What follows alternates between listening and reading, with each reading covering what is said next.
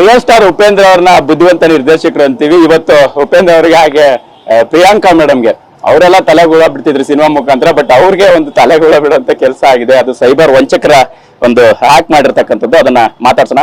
Madam, ಆರಂಭದಲ್ಲೇ ಹೇಳ್ತಾ ಇದೀನಿ, ನಿಮಗ್ ಮೆಸೇಜ್ ಕಳ್ಸಿದ್ರೆ 55,000 ರೂಪಾಯಿ ದುಡ್ಡು ಕೇಳಿದಿರಾ? ಉಪೇಂದ್ರ ಅವರು ಹಾಗೆ ಪ್ರಿಯಾಂಕಾ ಉಪೇಂದ್ರ ಅವರು ಅಷ್ಟು ಬಡವರಾಗಿದ್ದಾರೆ ಅಂತ ಅಲ್ವಾ? ಆಕ್ಚುಲಿ ಇಲ್ಲ, ತುಂಬಾ ಬೇಜಾರಾಗ್ತಿದೆ ನಿಜವಾಗ್ಲೂ. ಬಿಕಾಸ್ ತುಂಬಾ ಜನ ದುಡ್ಡು ಕಳಿಸ್ಬಿಟ್ಟಿದ್ದಾರೆ ಅಂಡ್ ಬೆಳಗ್ಗೆಯಿಂದ. ಸೊ ಯಾರೊಬ್ರು ನನಗೆ ಫೋನ್ ಮಾಡಿದ್ರು. ನಾನೇನೋ ಆರ್ಡರ್ ಮಾಡಿದ್ದೆ, ಅದು ಬರಬೇಕಾಗಿತ್ತು. ಸೊ ಅವರು ಬೆಳಗ್ಗೆ ಫೋನ್ ಮಾಡಿ ಈ ತರ ಒಂದು ಕೋಡ್ ಕಳಿಸ್ತೀನಿ, ನಮ್ಮ ಡೆಲಿವರಿ ಹುಡುಗನ್ಗೆ ಇದು ಕಳಿಸಿ, ಅವ್ರು ನಿಮ್ಗೆ ಫೋನ್ ಮಾಡ್ತಾರೆ, ನಿಮ್ ಲೊಕೇಶನ್ ಗೊತ್ತಾಗ್ತಾ ಇಲ್ಲ ಅಂತ ಕಳ್ಸಿದ್ರು.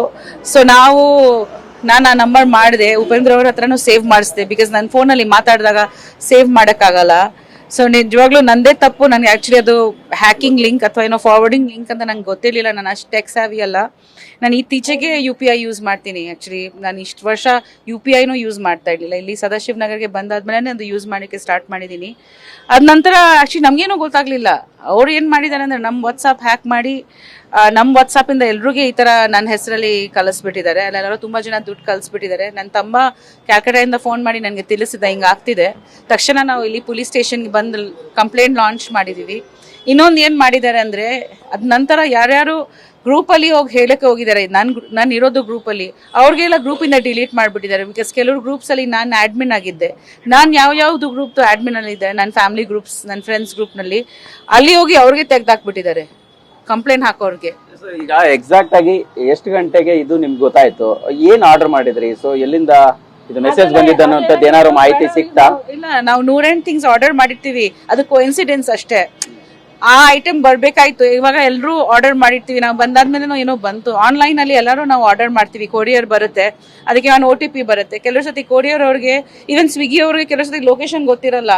ಆಮೇಲೆ ಅವ್ರ ಫೋನಿಂದ ಫೋನ್ ಮಾಡಿದ್ರೆ ಅದೇನೋ ಸಿಸ್ಟಮ್ ಇದೆ, ನಾವು ಫೋನ್ ಮಾಡಿದ್ರೆ ಡೈರೆಕ್ಟ್ ಆ ಆ್ಯಪ್ಗೆ ಹೋಗುತ್ತೆ. ಅವ್ರು ಡೈರೆಕ್ಟಾಗಿ ಫೋನ್ ಮಾಡಂಗಿಲ್ಲ ನಮಗೆ. ಆ ಥರ ಇರುತ್ತೆ. ಒಂದ್ಸತಿ ಮಾಡ್ಬೋದು, ನಾವು ವಾಪಸ್ ಮಾಡಂಗಿಲ್ಲ. ಆ ಥರ ಎಲ್ಲೂ ಇರುತ್ತೆ. ಸೊ ಅವ್ರು ಹೇಳಿದ್ರು, ನಿಮ್ಮ ಲೊಕೇಶನ್ ಸಿಗ್ತಾ ಇಲ್ಲ ನಮ್ಮ ಹುಡುಗನಿಗೆ. ಆರ್ಡರ್ ಮಾಡಿ ತುಂಬ ದಿವಸ ಆಯಿತು, ಅದು ಬರಬೇಕಾಯ್ತು. ಆಮೇಲೆ ನಾನು ದುಬೈ ಹೋಗಿದ್ದೆ, ಲೊಕೇಶನ್ ಸಿಗ್ತಾ ಇಲ್ಲ ಅಂದರು. ಲೊಕೇಶನ್ ಸಿಗ್ಬೇಕಂದ್ರೆ ನೀವು ನಿಮ್ಮ ಈ ನಂಬರ್ಗೆ ಫೋನ್ ಮಾಡಿ. ಆವಾಗ ನನಗೆ ಸ್ವಲ್ಪ ಡೌಟ್ ಬಂತು. ನಾನು ಡೈರೆಕ್ಟ್ ನಂಬರ್ ಕೊಡ್ಬೋದು ಅಲ್ವಾ, ನೀವು ಯಾಕೆ ಕೋಡ್ ಕೊಡ್ತಾ ಇದ್ದೀರಾ? ಇಲ್ಲ, ನಾವು ಆಚೆದವರು, ನೀವು ಇದು ಫಾರ್ವರ್ಡ್ ಮಾಡಿ, ಅವ್ರು ನೋಡಿ ನಿಮಗೆ ಮಾಡ್ತಾರೆ ಅಂತ. ಅಲ್ಲಿ ನಾನು ತಪ್ಪು ಮಾಡಿದೆ ಆ್ಯಕ್ಚುಲಿ. ಅದು ನನ್ನ ಫೋನಿಂದ ನಂಬರ್ ಡಯಲ್ ಆದ ತಕ್ಷಣ ಏನಾಗಿದೆ ಅಂದರೆ, ನನ್ನ ಫೋನಿಂದ ಕಾಲ್ ಫಾರ್ವರ್ಡ್ ಆಗಿಬಿಟ್ಟಿದೆ ಆ ಆ್ಯಪಂಗೆ. ನನ್ನ ವಾಟ್ಸಾಪ್ ಅವ್ರಿಗೆ ಹೊರಟೋಗಿದೆ. ಅವ್ರು ಆಮೇಲೆ ಇನ್ನೊಂದು ಕೋಡ್ ಹಾಕಿ ನನ್ನ ವಾಟ್ಸಾಪ್ ಆಕ್ಸೆಸ್ ತೊಗೊಂಡ್ಬಿಟ್ಟಿದ್ದಾನೆ.